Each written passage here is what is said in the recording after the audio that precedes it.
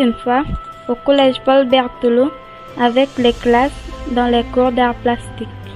Nous avions la chance d'accueillir un artiste pour qu'il nous apprenne son savoir-faire. Et nous devions participer à un projet. Le projet était donc de trouver un métier local. Il expliquait à travers le dessin sur sable. C'est dans le village Javoué, où se situe le collège, que nous choisissons le métier. Nous avons le choix entre différents artisans locaux, le menuisier, le forgeron ou bien l'agriculteur. Finalement, nous choisirons le forgeron.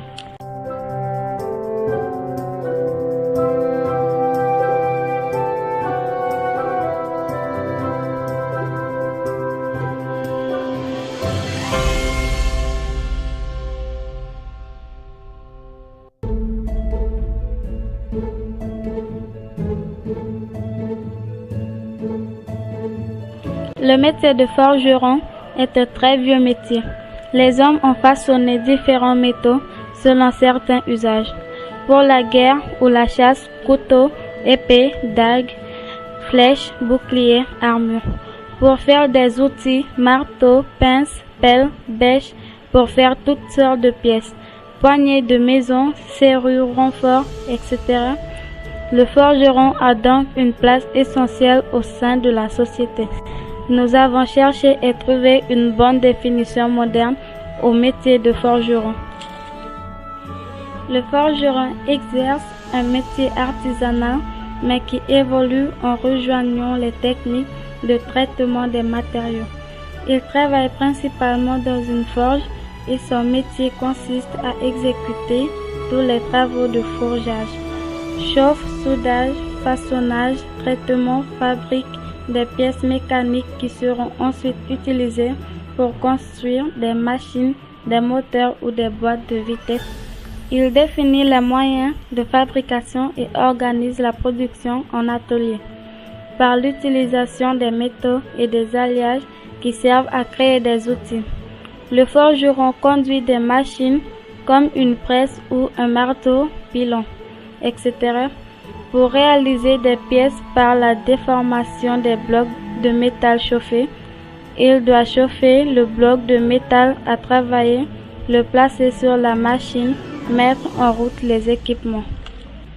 Dans l'exercice d'une telle mission, il lui est nécessaire de savoir pratiquer des essais, le procéder à des séries de mesures, d'effectuer les réglages destinés à corriger les défauts constatés. Le lancement de la production en série, le contrôle des pièces obtenues, le repérage des dérives survenues, forme, dimension et les corrections éventuelles relèvent de lui. L'atelier est chaud et bruyant. Le forgeron doit savoir respecter les consignes de sécurité et se protéger. Il doit maîtriser les divers procédés de forgeage, extampage, extrusion qui lui permet d'obtenir des pièces mécaniques très résistantes. Le forgeron doit avoir de bonnes notions en métrologie, doit s'adapter aux nouvelles technologies, la maîtrise d'une langue étrangère, notamment l'anglais est un atout pour progresser. Synonyme: technicien de forge, opérateur de forge.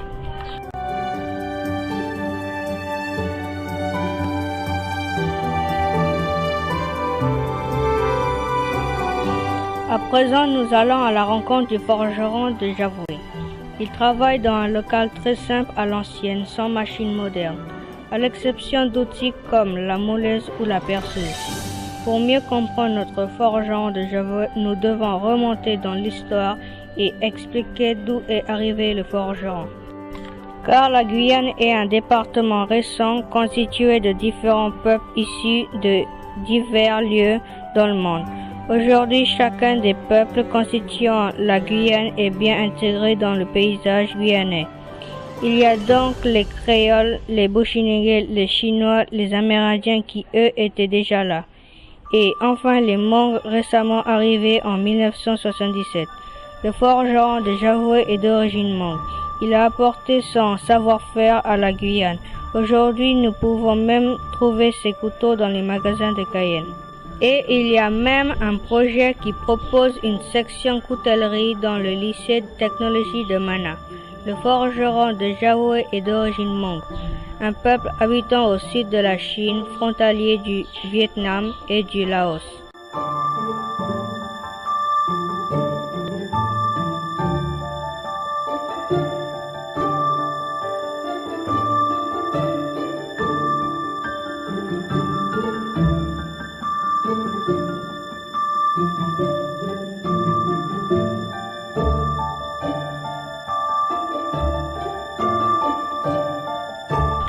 Les Hmong sont un peuple pacifiste, mais ils ont tout de même connu des guerres et ont souvent été sollicités pour participer aux différentes guerres, car leurs connaissances du terrain ont été très recherchées.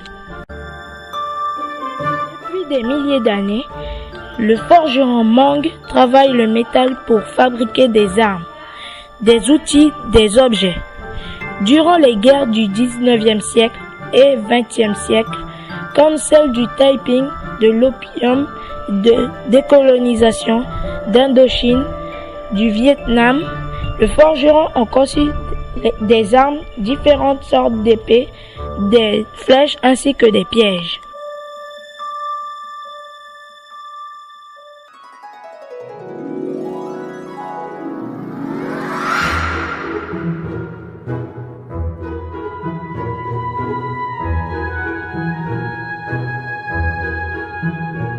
Les Hmong, ayant combattu auprès des Français et des Américains, se sont exilés en France, aux États-Unis, en Allemagne, en Australie, en Argentine, mais aussi en Guyane. C'est ainsi que cet art est arrivé en Guyane.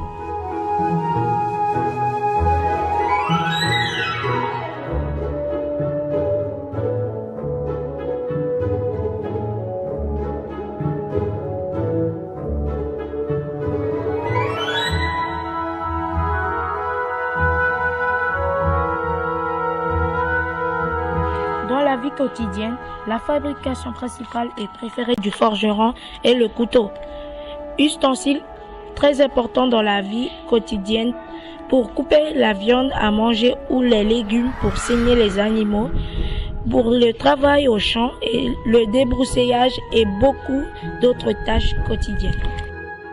Pour s'installer et s'adapter dans un milieu tel que la Guyane, en pleine forêt, et travailler dans la terre, le couteau ou les outils du forgeron ont eu toute leur utilité pour le défrichage, pour couper les viandes, les légumes. À présent, nous nous rendons donc chez notre forgeron et nous allons vous présenter son travail et les étapes de la création d'un couteau. Le forgeron du village fabrique principalement des couteaux. Il peut en vendre au marché du village, au magasin spécialisé de Guyane ou simplement chez lui.